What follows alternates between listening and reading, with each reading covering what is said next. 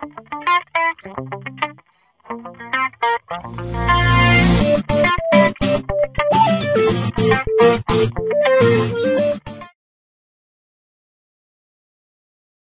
and welcome to the English Box. Today we are going to talk about phrasal verbs with the verb to take. I'm going to introduce you to these phrasal verbs using a story. My story is called Jim the Player. Now Jim took after his father. He took up football when he was 6 and took to it immediately. The coach would show him what to do and he would just take it in. He was taken on by a first division team when he was 18, and after just 2 years he took over the captaincy. His career took off, and he soon took up the opportunity to take on the very best with Manchester United in the Premier League. For a few years he took teams apart with his silky skills, but he was young and naive and too easily taken in by the glamorous lifestyle of big money and fast cars. Too much time was taken up taking people out. He felt he had to take flight somehow. He jumped in a plane and took off to a Caribbean island where he was taken in by a rehabilitation clinic, where he took to another patient, Amy Beerhouse, and they lived happily ever after. So you will have seen a number of different phrasal verbs with take there in that story, but what do they all mean?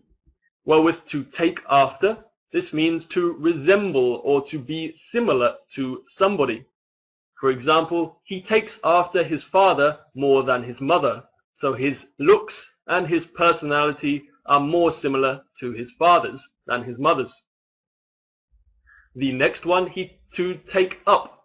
To take up can mean to start a new hobby, to accept something, or to occupy space and time.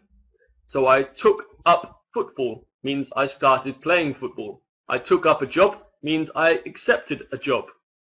And our example here, I took up ballroom dancing, I started ballroom dancing, but it took up too much of my time, so I didn't have time for other things. To take to something or to take to someone, to be naturally good at something or to like someone immediately.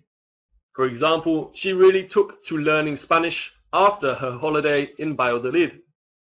So she started liking it or she started learning it after her holiday. To take something in or to take someone in also has various different meanings. It can mean to accommodate someone or to give someone somewhere to live. It can also mean, on the other hand, something much more negative. It can mean to deceive or to fool someone. And finally, it can also mean to learn something. So here we have an example of the first one. The poor cat had nowhere to live, so we took her in and gave her a home. What about to take something or someone on? It can mean to employ someone, or it can also mean to challenge someone. For example, we took her on as an apprentice and trained her up. Now she's our best employee. So in this sense, it means to employ someone. So finally, if we look at the last 5, to take over. To take over means to conquer something or someone and assume responsibility and control. So when my old boss left, they promoted me and I took over his position. Now I'm earning loads of dosh. So in this case, it means to assume responsibility or control of a particular position. To take off can mean to remove. For example, to take off your coat. Can also mean to start to fly. So the aeroplane takes off into the sky. Or it can mean to become successful. So fingers crossed, the English box will one day take off, that it will become successful one day. To take something apart means to dismantle.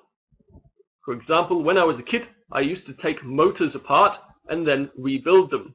So I broke them all up into pieces and then I put it back together again. To take someone out means to pay someone to go out with you somewhere, or to pay for someone when you go out somewhere. So for example, I won £100 on the lottery and took the whole family out. I paid for their food and I paid for their drinks. And finally, to take back. This can mean to return an item at a shop that you're not happy with, for example, or it can be to retract a comment, to take something back that you said. For example, I said she was rubbish at pool, and then she beat me, so I had to take it back. She really made me eat my words. I retracted the comment. Okay, that brings us to the end of the video.